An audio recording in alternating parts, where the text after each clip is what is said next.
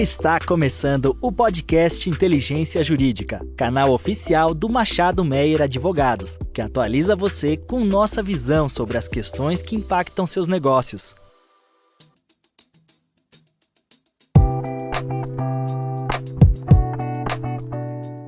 Este é mais um episódio da série de podcasts do Machado Meyer sobre transição energética. Para este episódio, eu e o meu sócio Vitor Fernandes. Como vai, Vitor? Olá, Ana. Tudo bem?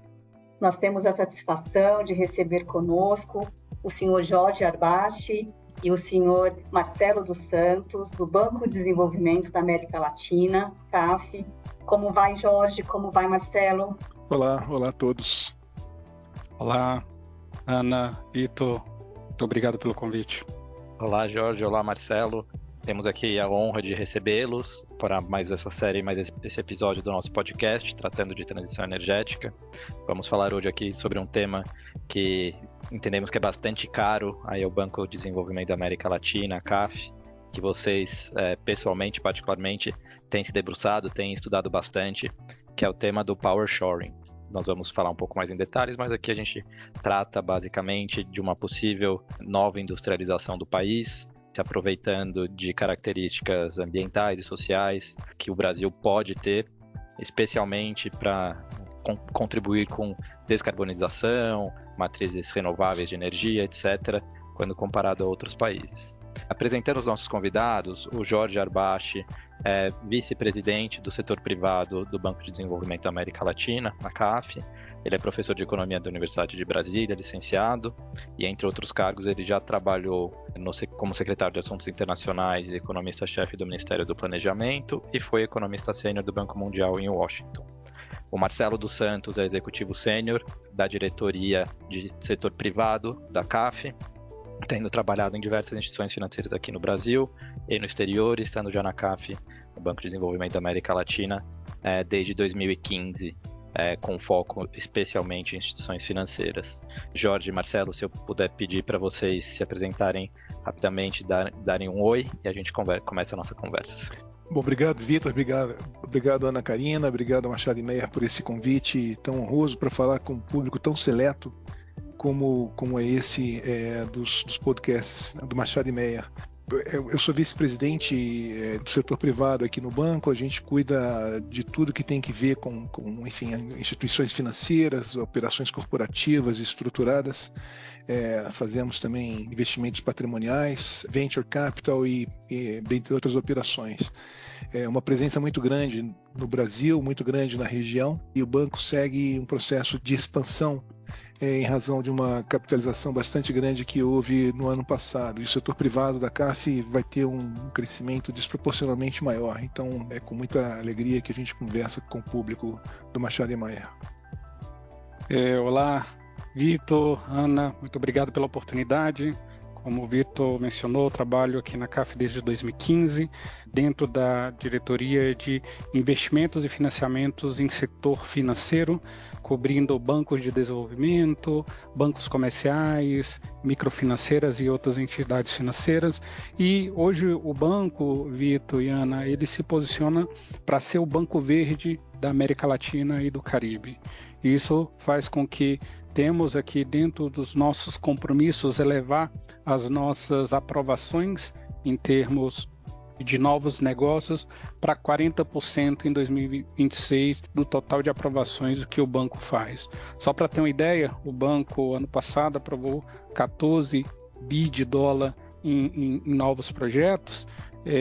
O BID, por exemplo, aprovou 18 e nós temos aqui um compromisso para este ano de 2023 aprovar entre 15 e 16 bi de dólar para a América Latina e o Caribe.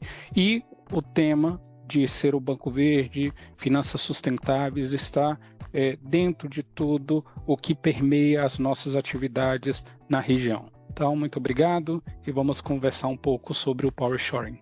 Perfeito, Jorge, perfeito, Marcelo. Então, para começar aqui o nosso debate, enfim, vou fazer uma breve introdução do tema, com base no que entendo que vocês têm explorado e estudado bastante no contexto da atuação, né, do CAF no mercado da América Latina e Caribe. Então, falando genericamente, né, enfim, eu entendo que o power shoring, né, é uma maneira simples de você ter a descentralização de produção de bens e produtos para países, enfim, próximos aí de centros de consumo ou não, né, mas que oferecem energia limpa, segura, barata para aqueles bens que serão produzidos naquele lugar, né? Enfim, então, de certa forma, você tem a possibilidade de trazer, enfim, investimento, né, para regiões ainda em desenvolvimento ou que ainda necessitam de apoio, né, enfim, de diferentes naturezas para fins de contribuir com a agenda de transição energética. Nesse sentido, a pergunta vem nessa linha, né, enfim, se de fato o power shoring ele é uma solução, ele pode ser uma solução para a agenda de transição energética dos países em desenvolvimento, em especial do Brasil. Como vocês veem, né, o CAF e as instituições de financiamento internacional ou locais contribuindo para essa realidade, para o power shoring, para que a gente possa trazer aí uma via, né, de investimento no contexto da agenda de transição. Obrigado, Ana Karina. Deixa eu fazer um breve contexto para colocar o tema. E ele inicia com uma estratégia de offshoring. Começou lá na década de 1980, quando empresas americanas começaram a se mudar para a China, que então passava por um processo de transformação, de transição e que buscava utilizar a sua mão de obra extremamente barata como instrumento de atração de investimento direto estrangeiro. Daí a ideia de offshoring, né? A saída de empresas americanas para se beneficiar dessa fonte de eficiência, de redução de custos. Passou um pouquinho mais a pandemia, que trouxe novos problemas para o tema da concentração da produção industrial na China. Todas essas coisas começaram a gerar um ambiente de questionamento dessa concentração industrial na China. E aí surgem as estratégias de reshoring e de nearshoring, promovidas pelos Estados Unidos, ou seja, uma volta das empresas estão estacionadas na China, lá para os Estados Unidos e em certa medida também para partes da Europa. Mas aqui que tem um tema importante, que é o tema de você sair de uma armadilha de concentração da produção na China para uma outra concentração ali, majoritariamente nos Estados Unidos. E as empresas, as grandes empresas, muitas grandes empresas já vêm questionavam a fragilidade causada pela concentração na China, que lhes causou muito prejuízo, vem causando muitos prejuízos de toda sorte, incluindo o que a gente viu durante a pandemia, problemas de abastecimento de cadeias de valor, inclusive produtos médicos, hospitalares e tal. A ideia de reconcentrar mais em outro lugar tem sido vista com certa cautela. E por quê? Não só por conta do tema da geopolítica, que está aí e vai seguir por muito tempo, mas também por outras razões, incluindo aqui temas associados à necessidade de diversificar a localização da produção, incluindo temas de eventos naturais extremos, que estão se intensificando, incluindo aqui temas de compliance ambiental, incluindo temas de custo da energia, em especial a energia verde, e outros temas. O que buscam as empresas e cada vez mais? Um processo não só de busca de eficiência, mas de também resiliência. Resiliência na capacidade de seguir suprindo os seus clientes e as suas cadeias de valor, as suas cadeias de produção, considerando todas essas novas fragilidades que são parte desse novo contexto e que por aqui ficarão por muito e muito tempo ainda. Então, o que a gente tem visto e que provavelmente veremos por muito tempo, a combinação de resiliência, ou seja, diversificação das plantas industriais, com o tema da eficiência. Só que a natureza da eficiência agora é diferente da natureza lá dos anos 80, que era mão de obra barata. Agora, e cada vez mais, a eficiência vai vir da capacidade de ter acesso à energia verde, segura, barata e abundante, em lugares que têm menos exposição à geopolítica e que pode participar dessa agenda de diversificação geográfica da produção. E é disso que trata o Power Shoring. Power Shoring trata de sacar os benefícios, de tirar os benefícios associados exatamente a isso, essa combinação de resiliência com eficiência, e aí centrado na questão da energia. A América Latina, de uma forma geral, está muito bem posicionada nessa agenda, e o Brasil em particular. E porque o Brasil tem uma condição única, quase única, dos países do G20 é o que disparado tem a matriz energética mais verde, as nossas hidrelétricas e cada vez mais sol, vento, biomassa, etc. Temos também toda a agenda dos biocombustíveis, inclusive novos modelos de negócios e novas tecnologias que fazem do país uma opção nessa agenda de diversificação. Então, assim, é uma opção muito atrativa por tudo que a gente já falou. Então, além disso tudo, o país tem, em várias das suas partes, condição de produzir energia verde, energia renovável, para além das hidrelétricas. Estou falando aqui de sol, vento e de biomassa, condição de produzir energia verde de forma não intermitente. Ou seja, por exemplo, em alguns lugares do Nordeste você tem sol durante o dia e no mesmo lugar você tem vento durante a noite. Isso viabiliza modelos de negócio que são intensivos em energia, e aqui se inclui o hidrogênio verde. Em razão dessa não intermitência, o custo marginal do hidrogênio verde pode ser especialmente barato. Então, quando você soma tudo que a gente já falou, diversificação geográfica da produção, questões de geopolítica, questão de custo da energia, acesso à energia verde, etc., o que a gente vê é que o país está muito bem posicionado para participar dessa nova geografia da manufatura em nível global. E essa nova discussão, ela não passa pela agenda de energia verde. Não é essa a fonte dessa discussão. A fonte dessa discussão é quem vai produzir os bens manufaturados verdes. É aqui que é o olho do furacão. E para isso, obviamente, você precisa de energia verde, óbvio. Então, assim, qual é a grande disputa em nível global hoje e ainda mais amanhã? Quem serão os produtores dos bens verdes? Esses participarão da grande fronteira de negócios. Tudo isso cria um contexto extremamente favorável para a atração de investimento direto estrangeiro no Brasil. E quando a gente vai olhar o que está acontecendo em zonas portuárias que tem ali retroáreas industriais, eu estou falando aqui de Pecém, estou falando de Aratu, estou falando de Rio Grande, de Açu e de outros portos que já combinam acesso à energia verde, um porto já funcional e uma retroárea industrial, inclusive com alguns deles com os EPS, você tem basicamente tudo que você precisa para atrair investimento direto estrangeiro, que precisa produzir bens verdes para acessarem os seus mercados em nível global, participando dessa diversificação da produção. Quando a gente pensa na nova política industrial, ela é nova, mas ela também é uma política industrial, porque a gente está falando de produção de bens verdes que bebem na água da energia renovável e, portanto, estimula a transição energética, acelera a transição energética.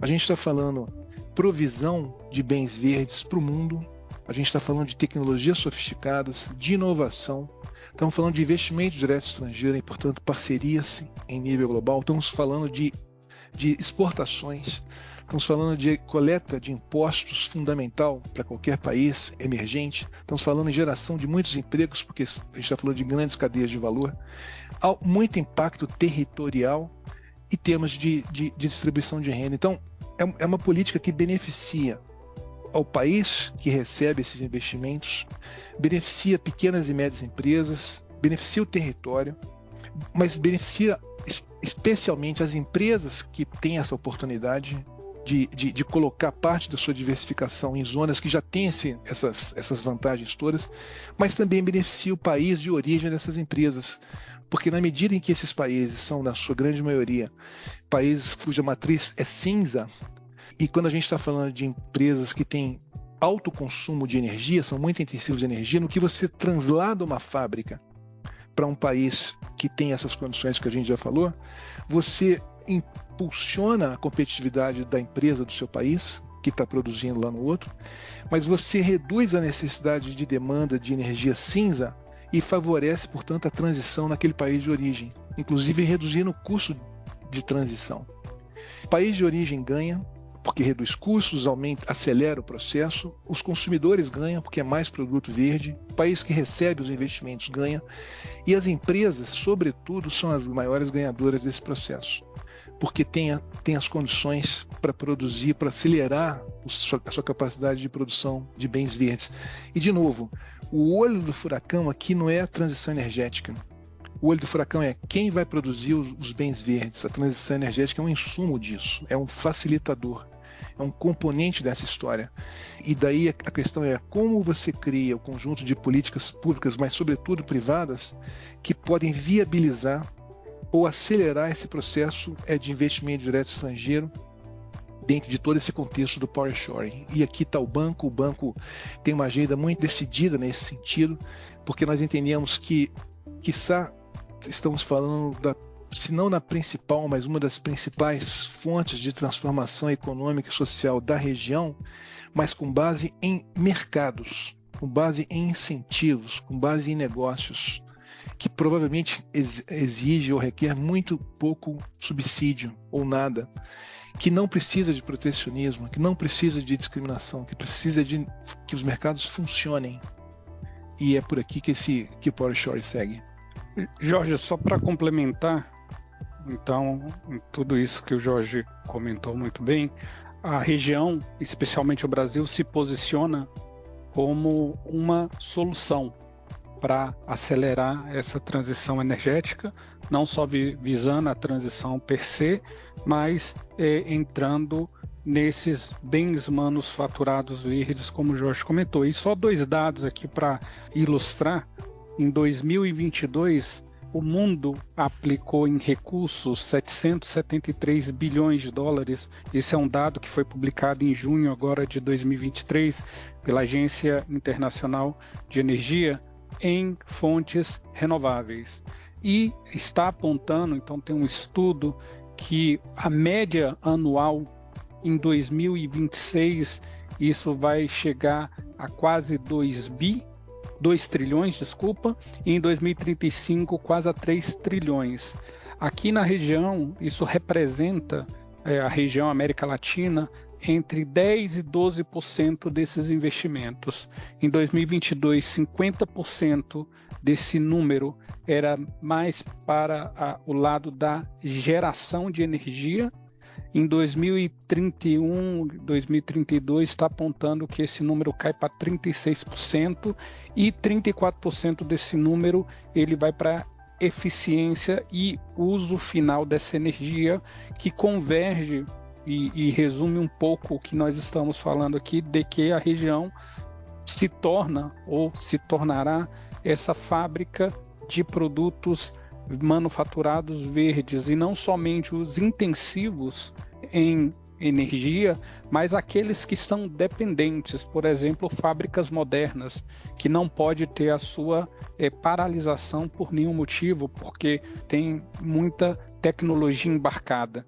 Então a região se posiciona como essa solução para o mundo, para trazer esses investimentos, essa localização de novas plantas industriais, para atrair cadeia de valor dessas indústrias para a região. E o Brasil se posiciona como dos países que tem um potencial gigantesco de receber essas novas plantas.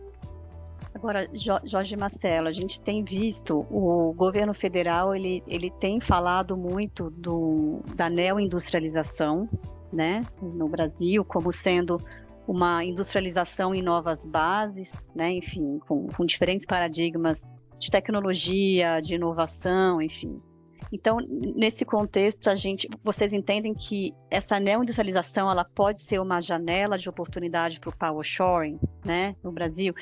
E sim, o que vocês veem hoje como principais, talvez, desafios, pensando um pouquinho no Brasil, para que essa neoindustrialização seja uma realidade? Enfim, ajustes que seriam bem-vindos, né? Enfim, tanto vocês falaram, o Jorge falou, acho que de política pública, né? Enfim, o que a gente deve esperar, ou o que seria necessário para que a gente possa, para que o Brasil e a região possam se aproveitar desse movimento de neoindustrialização? O nosso entendimento é que o power shoring é a neoindustrialização.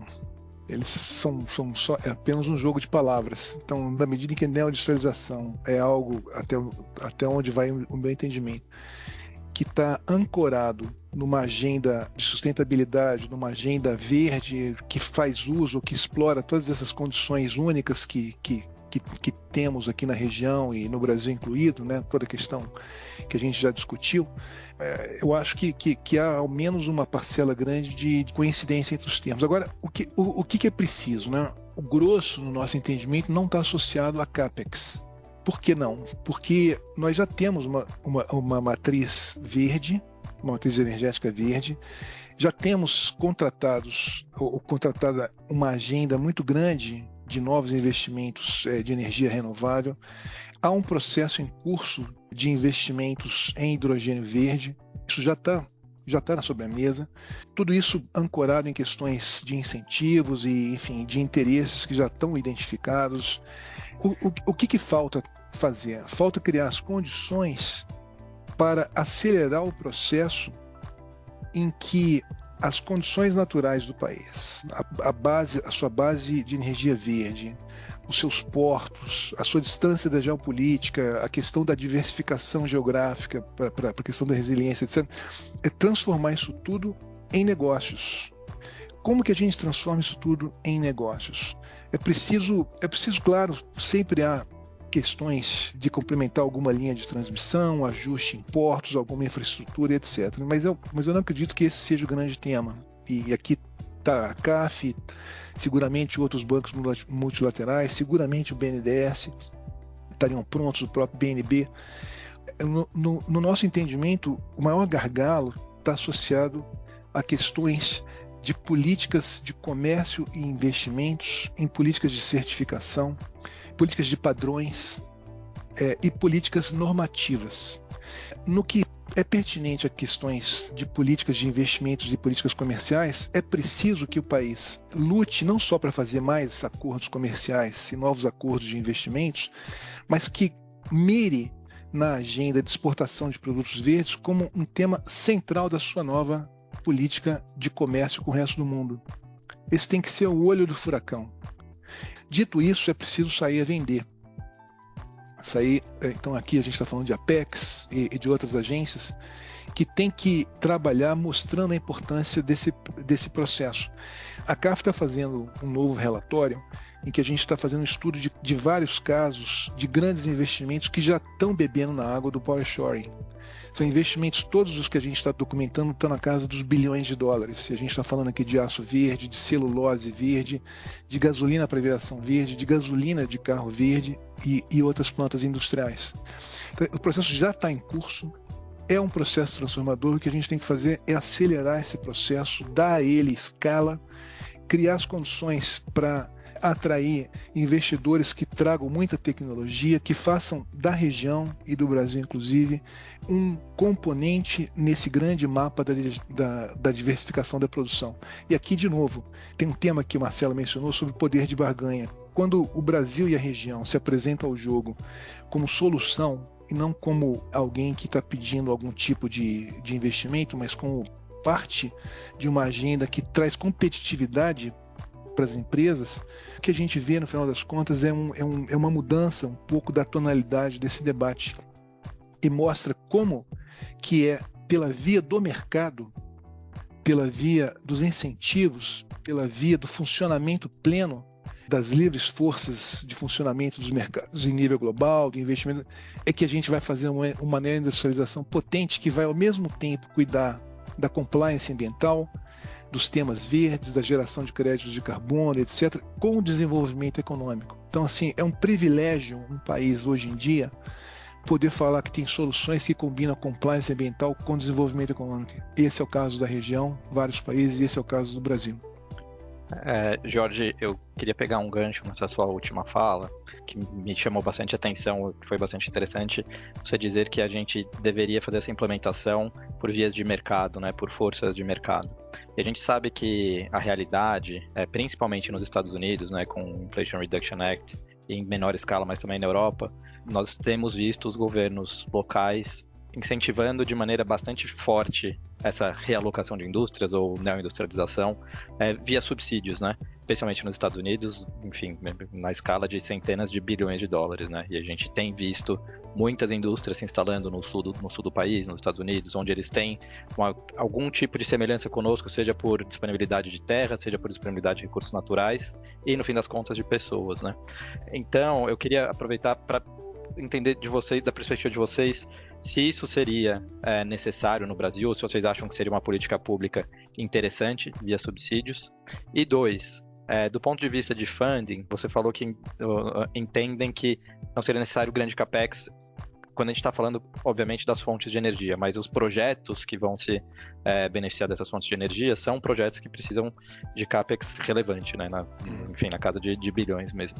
Então, casado com a questão do subsídio, queria entender como vocês veem as fontes de financiamento, sejam títulos verdes, títulos setoriais, própria CAF e outros organismos multilaterais, o que vocês acham que é o futuro para viabilizar o financiamento desses projetos?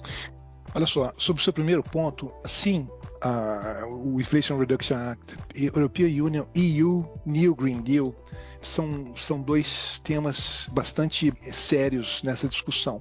Porque, como você muito bem mencionou, eles trazem elementos de protecionismo, discriminação e subsídios de grande proporção, que basicamente desmontam o funcionamento da arquitetura do comércio mundial. Porém, é necessário também levar em conta que muitas empresas estão muito atentas à questão da necessidade de diversificação geográfica da produção. Nós não acreditamos que a América Latina, o Brasil, vão concentrar o power shoring, mas eles farão parte dessa agenda do power shoring, porque faz sentido econômico, faz sentido microeconômico. Então, ainda que esses dois grandes pacotes sejam um problema, e são e serão muito no futuro, ainda assim existem espaços importantes. É necessário que os países da região combatam aquilo que venham a entender como um problema ao funcionamento dos mercados. Sim, isso terá que ser tratado na sua devida instância. Mas é também verdade que os próprios países, as regiões que a gente está mencionando, Europa e Estados Unidos, também reconhecem o limite que eles têm, ainda que deem subsídios. Exemplo disso é todo o interesse europeu em instalar plantas de hidrogênio verde aqui no Brasil e em outras partes da América Latina. Esse é um reconhecimento que, apesar do incentivo fiscal, da discriminação e tal, existem outros exemplos nessa mesma direção.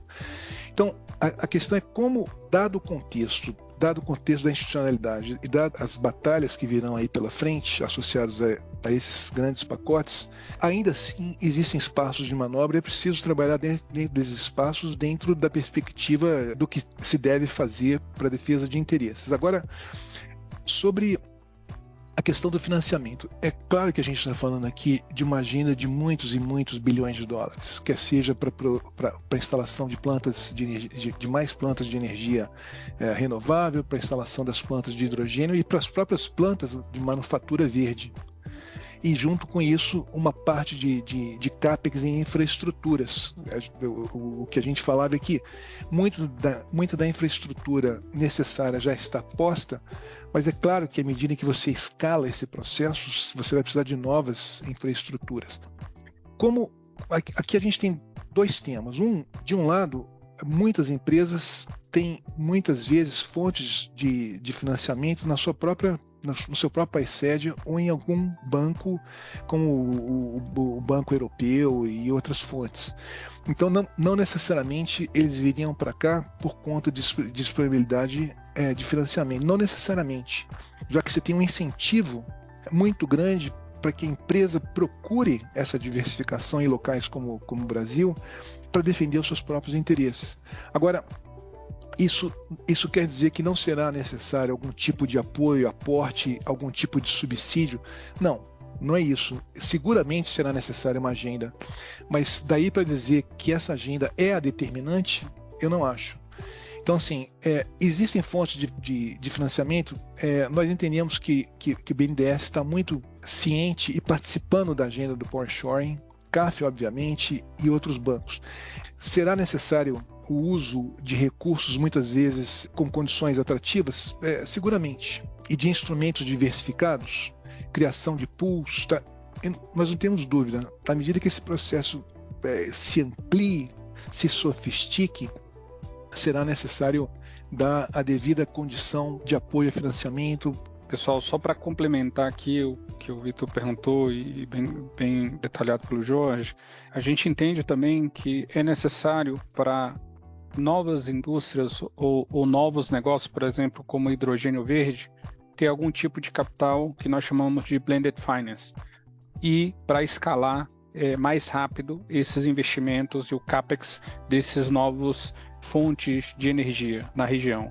Além disso, a gente entende também, principalmente, como aqui é uma agenda, como o Jorge já colocou, microeconômica na veia, a gente entende que ao atrair a localização de plantas que estavam sendo pensadas em outras localidades, ou até mesmo movida de uma parte do globo para o Brasil ou para a região, isso vai fazer com que, ao iniciar a construção, o CAPEX dessas indústrias possa abrir aí o mercado de títulos verdes, de bônus internacionais verdes que vão atrair também funding de certa forma internacional para esse novo tipo de negócio, para essa neoindustrialização.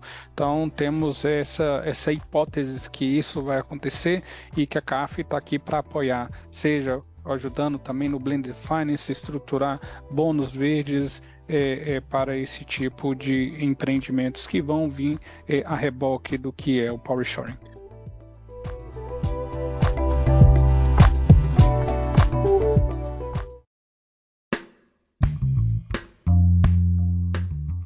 Gostaria de parabenizá-los pelo trabalho desenvolvido pelo Banco de Desenvolvimento da América Latina, o CAF, e desejo a vocês muito sucesso, né? E não só a vocês, mas também a toda a região, né? Que venha a neoindustrialização verde, que venham os novos projetos e esperamos revê-los numa próxima oportunidade. Muito obrigada, Jorge, muito obrigada, Marcelo. Até a próxima. Obrigado a vocês. Até a próxima. Muito obrigado. Até. Você ouviu mais um episódio do podcast Inteligência Jurídica.